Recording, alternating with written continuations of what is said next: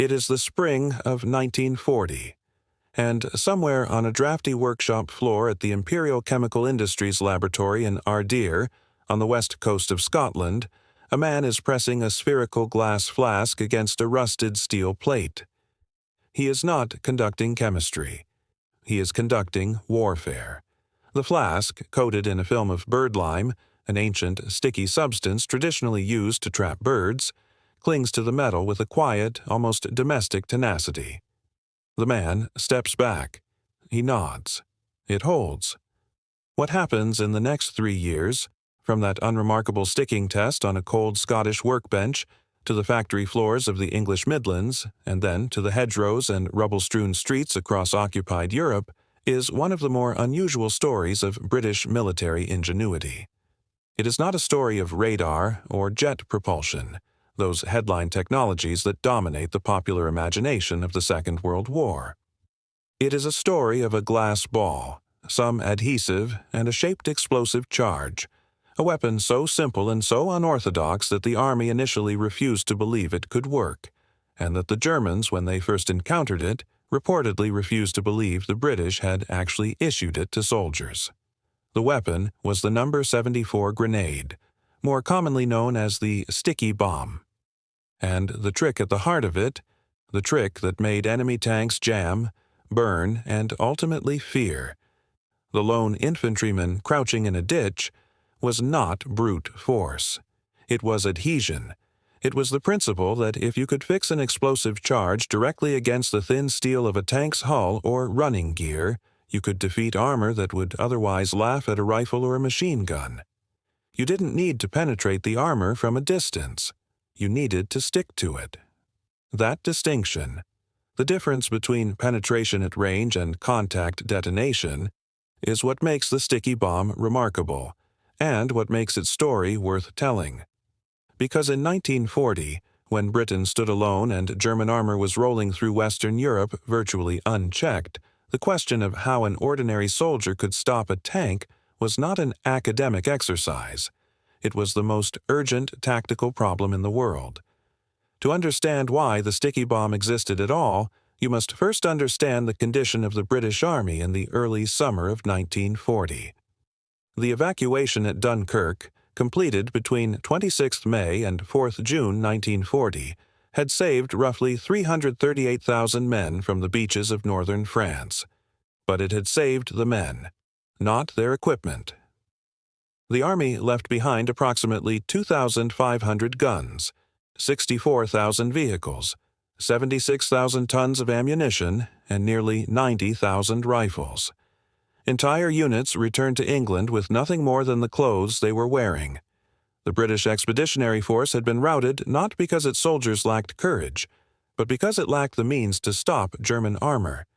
The Wehrmacht's panzer divisions had demonstrated, in devastating fashion, that the standard infantry weapons of the era, the Lee Enfield rifle, the Bren light machine gun, the 2-inch mortar, were essentially useless against armored vehicles. You could fire a full magazine of .303 ammunition into the side of a Panzer III and achieve nothing except a slight discoloration of the paintwork. Britain's anti-tank capability in 1940 was, to put it charitably, thin. The 2-pounder anti-tank gun was a solid weapon, capable of penetrating around 40 millimeters of armor at 500 meters, but it was a crew-served artillery piece weighing over 800 kilograms. You could not carry it in your pocket. You could not conceal it in a ditch. And in the summer of 1940, with invasion apparently imminent, there were nowhere near enough of them to equip the Home Guard, the newly formed civilian militia that Prime Minister Churchill had established in late May to defend the coast and countryside. The Home Guard, which by the end of 1940 would number over 1.5 million men, was initially armed with whatever could be found: privately owned shotguns, pikes improvised from plumber's pipe, and in some documented cases, bows and arrows. These men were expected to resist panzer divisions. The gap between what they had and what they needed was not a matter of degree. It was a chasm. What was needed was a weapon that a single infantryman could carry, conceal, and use at close range against a tank. a weapon that required no specialist training, no external power source, no line of sight beyond arm's reach. It needed to be manufacturable in large quantities from materials that were readily available. It needed to work in mud, rain, and darkness. It needed to be simple enough for a retired postman in the Cotswolds or a 17-year-old factory worker in Coventry to use without injuring himself. And it needed to actually stop a tank. That was the brief. In retrospect, it sounds almost impossible. The men who answered that brief worked within the Ministry of Supply's MD-1 department, a small, somewhat anarchic unit officially known as Military Intelligence Research, but referred to by insiders as Churchill's Toy Shop. The unit, based initially at the Firs, a country house in Whitchurch in Buckinghamshire, operated with a degree of autonomy that would have been unthinkable in peacetime. It was led by Major Millis Jefferis, a Royal Engineer with a talent for unconventional thinking and a casual disregard for the bureaucratic procedures that governed weapons development in the Conventional War Office. Jefferis and his small team had been working on the problem of close-range anti-tank weapons since before the fall of France, but the evacuation at Dunkirk transformed their work from theoretical to desperately urgent. The key insight that drove the sticky bomb's design was straightforward in principle, even if the engineering that followed was anything but. Tank armor, particularly on the German vehicles of 1940, was not uniformly thick. The turret fronts and glacis plates of the Panzer III and Panzer IV carried between 30 and 50 millimeters of steel, enough to defeat most direct-fire weapons at combat ranges. But the sides, the rear, the belly, and crucially the running gear, the tracks, bogies, and drive sprockets, were significantly thinner, sometimes as little as 10 to 20 millimeters. Against these surfaces, a shaped charge placed in direct contact could achieve catastrophic effects out of all proportion to the amount of explosive involved. The shaped charge principle, known more formally as the Monroe effect, after the American chemist Charles E. Monroe, who described it in 1888, works by focusing the energy of an explosion in a single direction.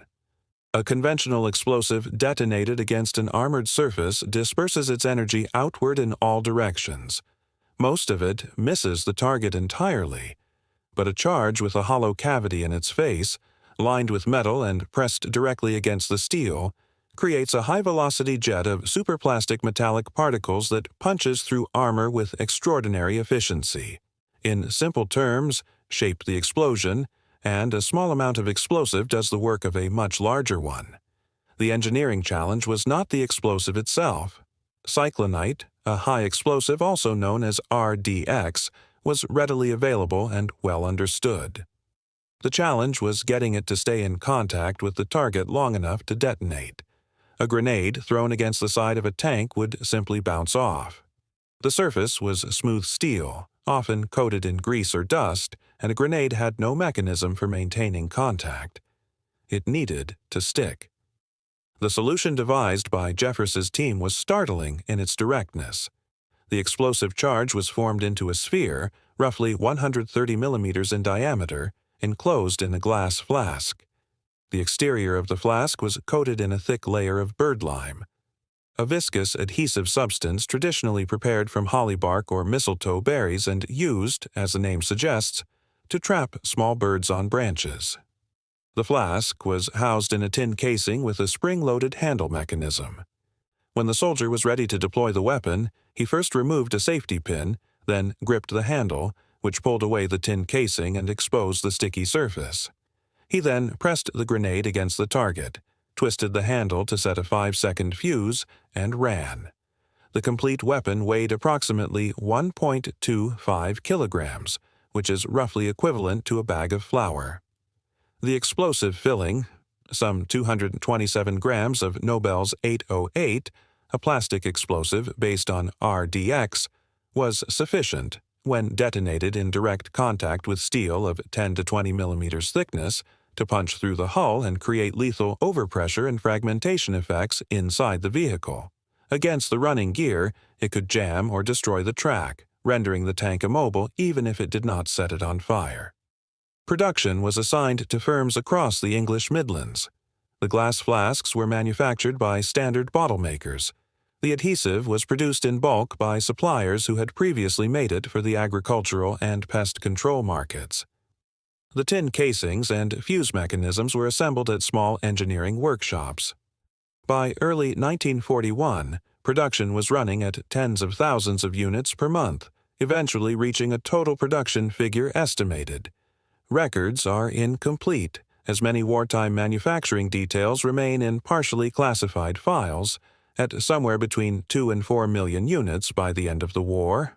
Operational use of the sticky bomb is difficult to document with precision, partly because many of the soldiers who employed it were members of irregular forces, the Home Guard, resistance networks, and clandestine special operations units, whose records were kept in fragments, if at all. What is documented is the weapon's distribution. By the autumn of 1940, large stocks had been issued to Home Guard units throughout southern England, with particular concentrations in areas identified as likely invasion corridors, including the coastal counties of Kent, Sussex, and Essex. The tactical doctrine for its use was simple and ruthless. Home Guard units were instructed that the weapon required the soldier to approach a tank to within arm's reach, typically 1 to 2 meters. This was not a weapon for engagements at comfortable distances. The soldier was expected to move under whatever cover was available, close to the vehicle, apply the grenade to the hull or track assembly, activate the fuse, and withdraw as quickly as possible in 5 seconds. The difficulties of executing this maneuver against a moving, crude armored vehicle, which might have accompanying infantry or secondary machine gun armament, were not insignificant. The training materials of the period acknowledge this with a matter-of-fact bluntness that reads, at this distance of time, as either admirably honest or faintly chilling. In North Africa, where British armored and infantry forces encountered Italian and German vehicles and sustained conventional fighting, the sticky bomb saw documented use in raids and ambushes along the Libyan coast. Special operations executive agents carried the weapon, or versions of it adapted for covert use, into occupied Europe, where it was distributed to resistance networks in France, the Low Countries, and Yugoslavia. Reports from French resistance operations in 1943 and 1944 describe its use against vehicle convoys and railway rolling stock, though exact figures for vehicles disabled by this means are not possible to extract from surviving documentation. What is documented is the psychological effect. German after-action reports from North Africa, several of which were captured and translated by British intelligence, noted with evident unease the phenomenon of British infantry willing to approach armored vehicles at close range. The sticky bomb was one of several weapons. The Molotov cocktail and the PIAT anti-tank projector were others that complicated the assumption that tank crews could dominate infantry at will. If you are finding this interesting, a quick subscribe helps more than you know. The Germans, of course, had their own solutions to the problem of infantry anti-tank warfare, and a comparison between the German and British approaches illuminates something important about the different industrial and doctrinal assumptions of the two armies. Germany's primary infantry anti-tank grenade in the early war period was the Panzerwerf mine, a stick grenade with a shaped charge head. It was thrown rather than pressed against the target, relying on a cloth drogue to ensure the charge struck nose first and in direct contact with the armor. It required a degree of accuracy and physical strength that made it inconsistent in field conditions, and it was never produced in sufficient quantities to constitute a mass-issue weapon. The later Panzerfaust, introduced in 1943, was a far more capable weapon. A single-shot, disposable recoilless launcher firing a large, shaped charge warhead, but it required the soldier to be within 30 to 60 meters of the target and to expose himself to fire during use. It was, in other words, a weapon that demanded training and nerve, and was manufactured in vast numbers precisely because it was recognized as necessary. The American equivalent to the sticky bomb was the M1A1 bazooka, a recoilless rocket launcher that entered service in 1942. The bazooka was in several respects a superior weapon. It could engage targets at up to 100 meters, required no physical contact with the tank, and its rocket-propelled shaped charge could penetrate up to 75 millimeters of armor. But it weighed 5.5 kilograms, required a two-man crew, and could not be easily concealed on the person of a single civilian militiaman. It was a frontline weapon, designed for trained soldiers in conventional combat. The sticky bomb's advantage was precisely its disadvantage. Its requirement for physical contact with the target was both its tactical weakness and its manufacturing simplicity. It needed no launcher, no propellant charge, no optical sight. It could be built from components available in any hardware shop. A woman working in a bottle factory in Birmingham, without any background in explosives or engineering, was producing components for a weapon that could destroy a tank. In the context of Britain in 1940, blockaded, stripped of its continental army, facing a potential invasion with resources improvised from whatever was available, that was not a compromise. That was a solution. The lasting historical impact of the sticky bomb is genuinely difficult to assess, and any honest account must acknowledge that difficulty directly. In terms of documented kills of enemy armored vehicles, the numbers that can be directly attributed to the number 74 grenade are modest. Most engagements involving the weapon were in irregular or clandestine contexts where systematic documentation was not possible, and many of the units that would have used it most heavily, Home Guard formations, resistance cells, did not survive the war with intact records. What the sticky bomb achieved that is beyond dispute is institutional. It demonstrated, at a moment of genuine national crisis, that Britain could develop, manufacture, and distribute a functional anti-armor weapon within months of identifying the need. The elapsed time from Jeffress's initial concept to mass production was, by the standards of weapons procurement, extraordinarily short, measured in months, not years. The lesson was not lost on later developments. The PIAT, which replaced and substantially improved upon the sticky bomb from 1942 onwards, owed some of its institutional priority to the urgency that the sticky bomb had demonstrated was both achievable and necessary. The psychological contribution was perhaps more concrete. The Wehrmacht's armored doctrine in 1940 and 1941 depended in part on the assumption that an infantryman armed with a rifle was helpless against a tank. The sticky bomb, alongside the Molotov cocktail, the boy's anti-tank rifle, and the 2-pounder gun, was one of the factors that complicated that assumption. An infantry unit that believed it had a means of fighting back against armor, however uncomfortable that means might be, behaved differently in contact. It did not surrender the ground immediately. It stayed and fought. The material effect of that change in behavior, across hundreds of small engagements over 5 years of war, is impossible to quantify, but almost certainly significant. Examples of surviving number 74. Grenades can be seen at the Imperial War Museum in London, at the Tank Museum in Bovington in Dorset, and at several regional military museums throughout England. They are usually displayed in their tin outer casings, which conceals the glass sphere within. The weapon looks, in this configuration, rather like an oversized tin can attached to a handle, unremarkable to the casual observer. It takes some knowledge of the object's history to understand what you are looking at. A mass-produced, adhesive, shaped charge grenade, designed to be pressed against the hull of a tank by a man in a ditch who was expected to run away in 5 seconds and hoped the clock was right. Return for a moment to that workbench in Ardeer. The man pressing the flask against the steel plate does not know, in the spring of 1940, that the weapon he is helping to create will be manufactured in quantities of millions, distributed across 6 continents, and used in circumstances ranging from the beaches of the English coast to the caves of occupied Yugoslavia. He knows only that it sticks, that it holds, that the problem, which seemed impossible, has a solution. The history of the sticky bomb is not, in the end, a triumphalist story of British technical genius defeating the odds through superior cleverness. the weapon had significant drawbacks that were understood and acknowledged by the men who designed it. The requirement to approach within arm's reach of a moving armored vehicle was not a feature. It was a concession to the limits of what could be built quickly from available materials. The soldiers and Home Guard members who were trained to use it were not being sent to their deaths by indifference.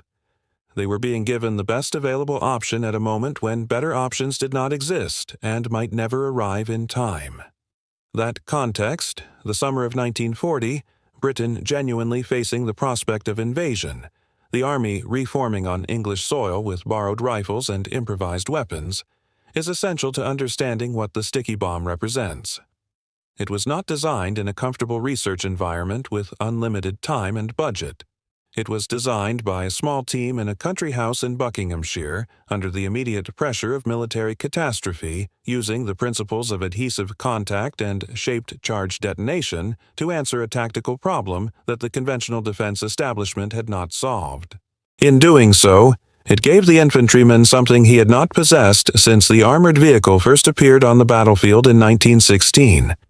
A weapon that made him, individually, a credible threat to armor. Not a decisive threat, not a certain one, but a credible one. The tank commander who knew that the hedgerows and rubble fields of England were populated by men carrying glass flasks of Nobel's 808 coated in birdlime had to think twice before driving through them at speed. He had to post his infantry screens more carefully. He had to keep his hatches down and his speed up and his supporting infantry close. In warfare, making your enemy think twice is not a trivial achievement. Making them think twice using a bottle of glue and 227 grams of plastic explosive is something rather more than that. The trick was not the explosive. The trick was always the adhesive. The trick was that something as ancient and unassuming as birdlime, the same substance gamekeepers had used to snare finches for centuries, could be put to work against the most advanced armored vehicles of the 20th century, and that the equation would come out in favor of the birdlime. Britain, in 1940, was full of such tricks. It had to be.